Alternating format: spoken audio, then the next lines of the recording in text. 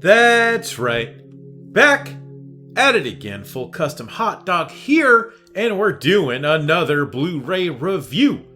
That's right. Today we're going to be talking about Texas Chainsaw Massacre 3, released by Warner Brothers. They just had their last 4 for $44 sale, so I picked up some good stuff there. And this, I'm really glad I picked up.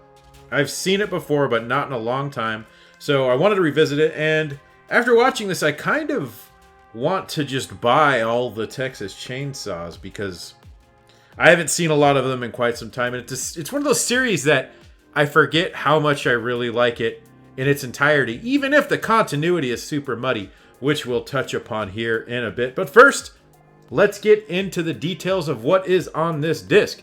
We have a filmmaker commentary, which isn't very good. The commentary isn't one that's been recorded throughout the film. It is one that is just sound bites from everybody and edited together. It's okay. You can just leave it on and listen to it like a podcast. However, I do like my commentaries to be along with the film. This is kind of weird. I don't think I've run into many that have been done like this. So it's a little disappointing because I'd love to hear people's takes and, on different scenes, everything like that. That'd be great. Someone did an interview recently with the cast, and they were streaming it live, and I didn't watch it, and I kind of regret it now, and I'll have to go back and find it. It might have been Bloody Disgusting or something. It seemed like they had been doing it for quite a bit, too, so that might be something lengthy and to kind of check out if you need a retrospective of how these people feel about this movie now. You also have a making-of documentary called The Saw's Family. They named the deleted scene section We Know What to Do With Them parts. This is a really odd part in the film, and an alternate ending, and trailers, which I actually don't recall if the trailer for this movie is in here, the teaser. If you don't remember the teaser, it's amazing. It starts with, and I haven't seen this teaser in a while, I'll probably play it in the background while I try to talk about it, but it shows a lake, and it's being presented as if I think there's something like strange or mystical. I remember seeing this as a kid before I knew about Texas Chainsaw Massacre. And then you see the hand come up, and he catches it. He catches a chainsaw, that flies out of the lake and grabs it as if it's a Lady of the Lake Excalibur thing. And I just remember thinking how weird that was. And so I can remember being a kid and equating that with Texas Chainsaw Massacre, and also the Breakfast Club-esque cover of Texas Chainsaw Massacre 2. Even though I didn't put together that was an homage to the Breakfast Club, I still can very much recall that cover and just what an odd choice that was for a horror movie. And I didn't even see it until years later, but those two things were kind of all I knew about Texas Chainsaw for a while. So I had a very weird idea of what they could be. And Texas Chainsaw as a series is kind of weird. Before I dive into the film, I'm going to give this a B+ rating because there's so much. There's enough good content on here to, I think, make this disc worth it. They really get into some really interesting tidbits about this movie, which there's a lot of because it was kind of cursed and doomed. So I got to give it props. It's nice when you have a movie and all the things that are included are sort of a crash course about not just what went into making the film, but what happened after release.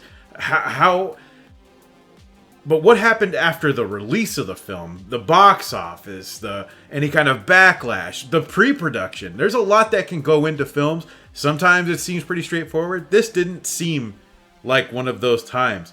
New Line had acquired the license, and they wanted to make a film. Tom Savini could have directed. There's a lot of weird little tidbits about this film that we'll get into. It's also worth noting that the script was very different from the film that we ended up with. So let's begin with a wonderful IMDb synopsis. A California couple and a survivalist encounter Leatherface and his family. So yes, that is very, very true. The film opens with some dialogue talking about...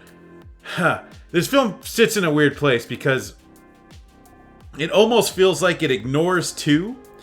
But it has the main character from 2 playing a news journalist in a blink and you'll miss it role. The Stretch was her name, the radio DJ.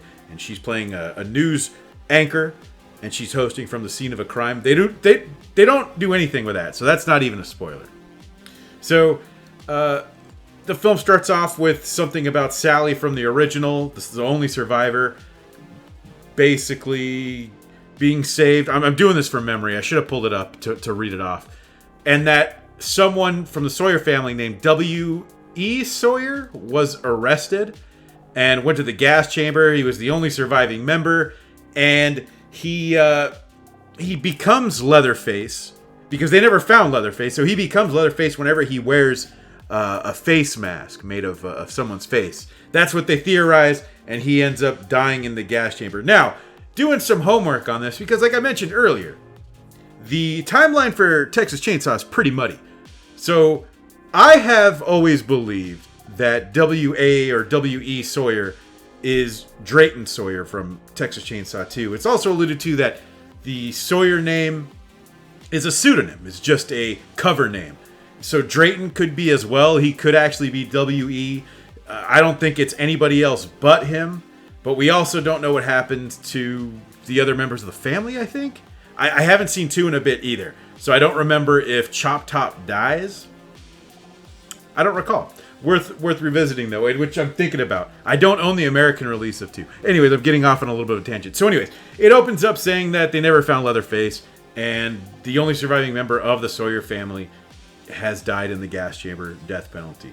And then we find out that Leatherface has actually moved in with what seems to be more family. This extended family of cannibals hidden in the nooks and crannies of Texas.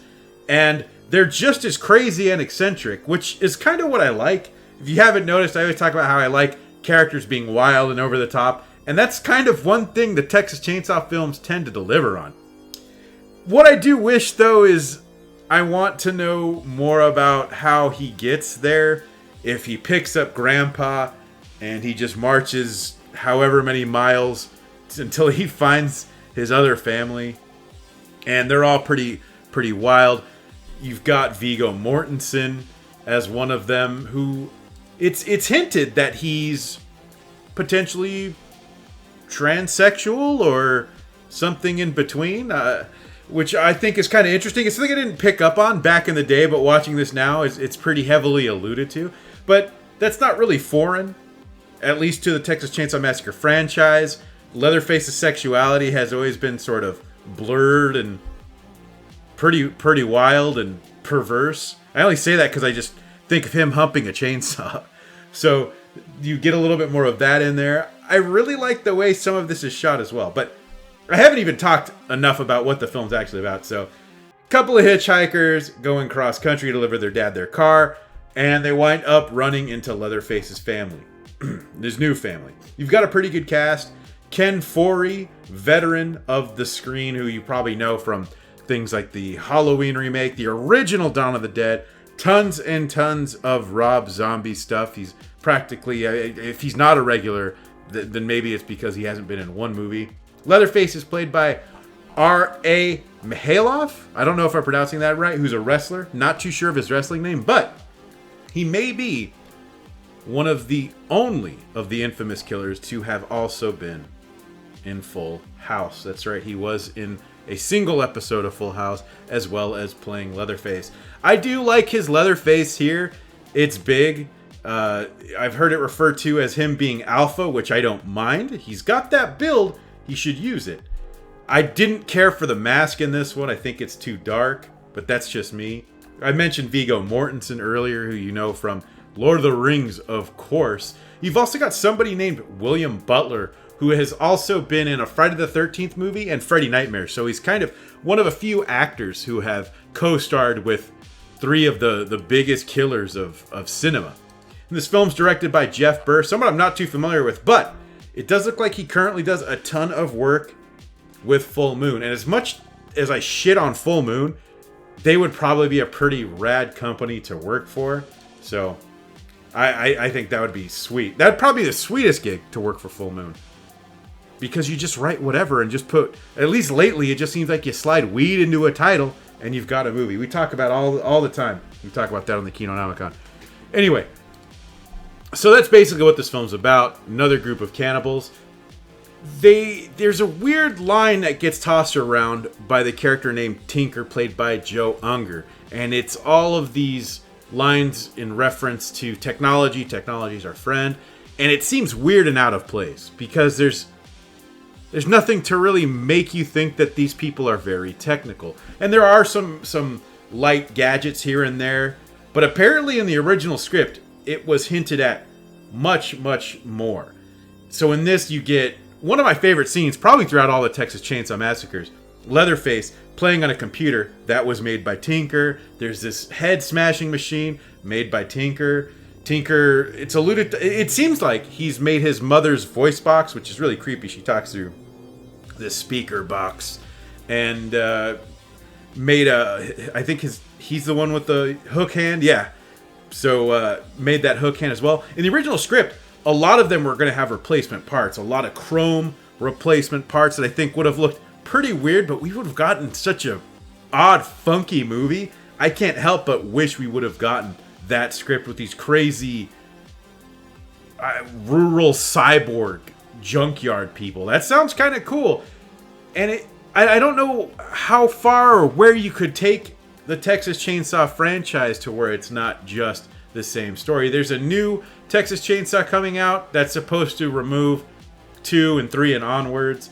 But I do kind of like this flowing timeline of events, even if they don't explain how or why, and it doesn't quite make sense. Like, Texas Chainsaw 4 is even supposed to be a sequel to this, that they allude to the events of this movie and the prior films. It's crazy, and it doesn't make much sense, and it's kind of a tragedy that they don't. But I do like seeing something like this go into odd directions, because you can only tell the story once or twice of people running into a cannibalistic home before it's the same thing over and over again. And so I think having these rural, chromed out junkyard hillbilly cannibals is a great take on it. And it would be something just visually that's bizarre and new. The series might not be as edgy as it was when it first came out, but it's still a lot of fun. And having that, really, these enhanced people, I think, would just push it a little bit further to just being kind of bonkers and surreal. And maybe that's a great direction to take the Texas Chainsaw series, just getting weird with it. 4 does a good job of that, even though people hate 4. It's a series that I do kind of like front to back. I didn't realize how much I liked 3 until I kind of revisited it a few more times, and it's just fun. And it's a shame that, again, it didn't quite match up with the script they had originally planned. They even had to make some cuts in post because the MPAA was like, nah, this is too gross, which is crazy to think too. Like a Texas Chainsaw Massacre, right? You kind of expect a massacre. And I don't know if you noticed, but Texas Chainsaw 3D dropped the massacre from its title, and from what I heard, that's because it's implying too much violence. It's too gross for nowadays audiences. An absolute bummer. But I would love to see this series, just somebody take this thing and love it and just get rowdy with it. Make it weird. That last scene in House of a Thousand Corpses, where that main character, the survivor girl, is running underground through a bunker and you have these crazy experiments. To me, that's what I wish Texas Chainsaw would become. Just crazy, surreal, and gory. Have fun with the damn thing. Some other interesting things to note. It finished number 11th in its opening weekend, which is part of why we didn't get too many of these for a while. I feel like we should have had as many Texas Chainsaws as we've had Friday the 13th, but it didn't do so hot. From what I understood, I think New Line wasn't promoting it properly. Plenty of excuses, but when you're finishing 11th in your opening weekend, that is not a good sign.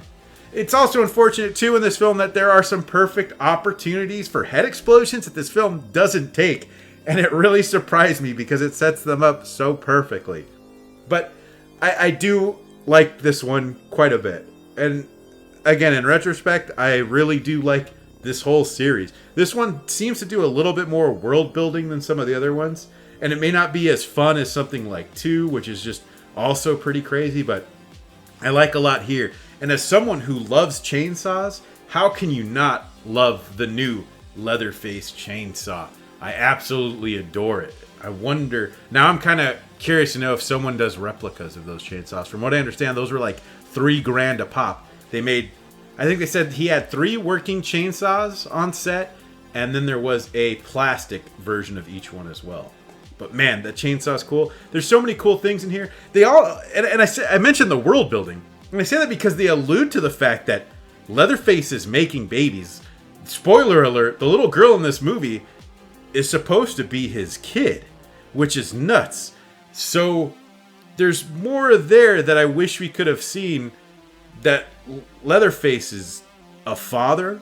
Maybe we see Leatherface at a graduation ceremony for his daughter. There's a lot of crazy things you can get away with in this franchise, I think, because the bar, I don't even know how to describe where the bar is. It's been pushed in an odd direction. Like, if the bar could only go up and down, it went forward and a little higher. Like, it's in a very odd spot to where you could do anything, I feel, with this franchise and get away with it. You can be silly, you can be funny, you can be crazy.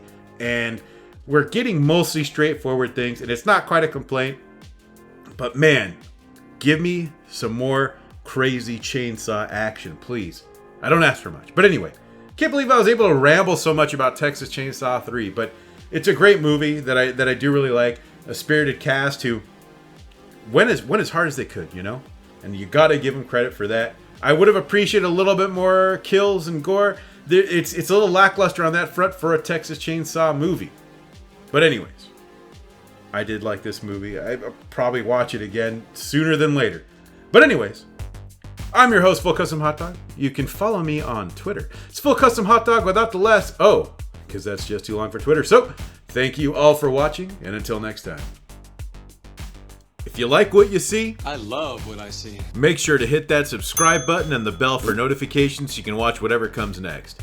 And if you like the music you hear, you can follow me on SoundCloud and Spotify. Check the description for links.